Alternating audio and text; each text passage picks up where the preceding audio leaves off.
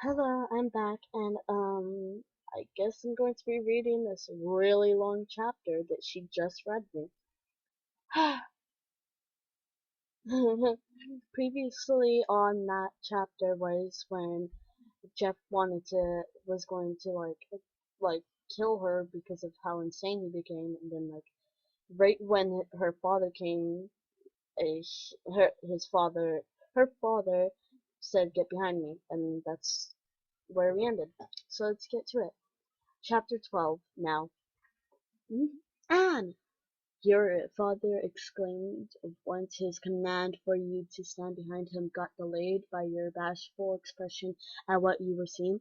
The kind of and loving father who used to help hold onto your bicycle so you wouldn't fall off after removing the supporter wheels. The father who used to take turns with your mother reading storybooks when you were little and was pointing a gun at someone. If it be if that someone was a criminal or not. The point was you've never seen such cold eyes from your father, and this was your first. Your Jeff glared, pressuring the bullet wound. Your legs trembled as you heard your mother, who was already standing behind your father.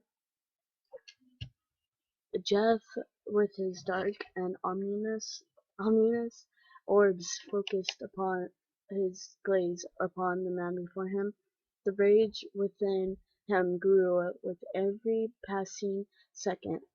The surging pain of the wound was nothing compared to the excruci- excru- excruciating whatever ones he had to endure as he burnt off his eyelids and carved the red mark across his face. Oh my god, that's pretty gross.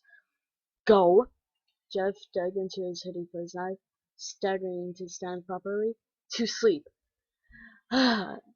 Exclaiming, the killer held up his knife in the air, sprinting towards your father.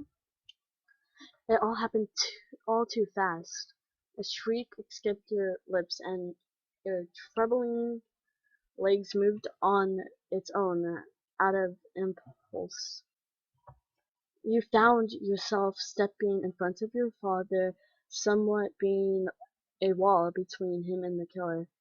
Your timid hunched over uh, over from reflected on Jeff's retina, and for some reason sending a message to his brain, and, and as he knew it, he froze.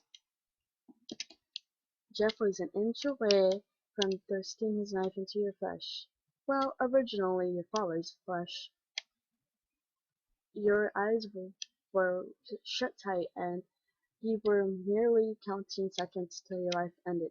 But the seconds eventually turned into one solid minute. It could it couldn't have taken Jeff that long to stab someone, what not with him being a professional at what he did. With the with what little courage you had, you opened your eyes, only to be startled how agoni- agonizingly close the tip of Jeff's knife was to paling the guy's visage. Can you help me with that word? Visage. Your mother's little whimpers drummed in your ears. Jeff stared at his seemingly frozen hand that grasped so tightly onto the knife. Killer recalled his words that he uttered to you. "I won't kill you," he remembered, pausing. "Yet," he finished. Yes, and so that "yet" became a "now." Yet no blood was shed. Still everything was silent. Nobody dared to talk nor move.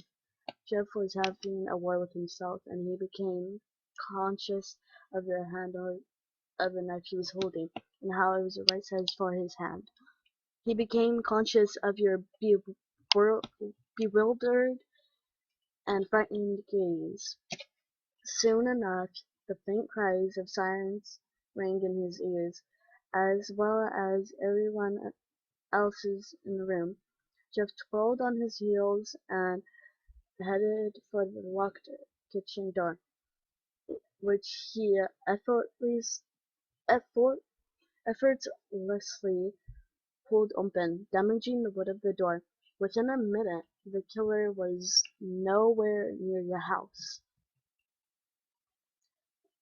Your legs gave up on you a moment later, and you fell upon the floor, breathing out a heavy sigh.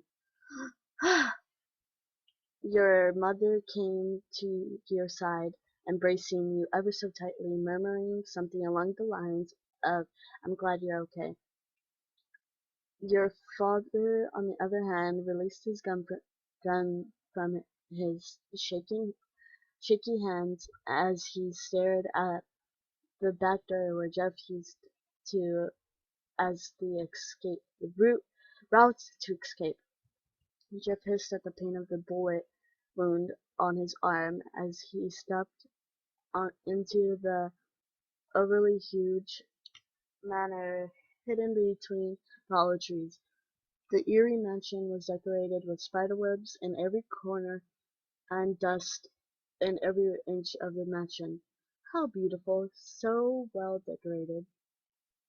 Moonlight seeped into little cracks and holes of the walls. The smell of decaying corpse was all over the place. The ringing sound that signaled that Slenderman was around echoed fierce, fer, fear, ferocious, ferocious, made me mess up. Ferocious, whatever that means, mad. That's all I know, because I can't pronounce it for some reason. I don't know why.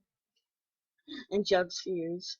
Jeff need not to be a genius to know that the featureless figure was furious. "Shut up!" the killer hissed. Jeff didn't need to be told that he made a mistake by letting you live that night, the first night that he broke into your house. He need not to be told so, especially not by the Slender Man. That was the end of that. That was pretty quick of me reading it. It was like blah, blah, blah, blah, blah.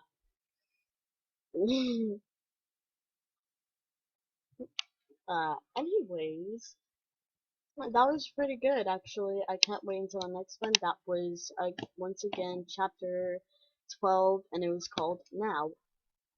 Ah, how beautiful. How beautiful. Just so beautiful. Anyways, I'll see you guys in the next episode. Ciao. Thank you for saying bye. Bye.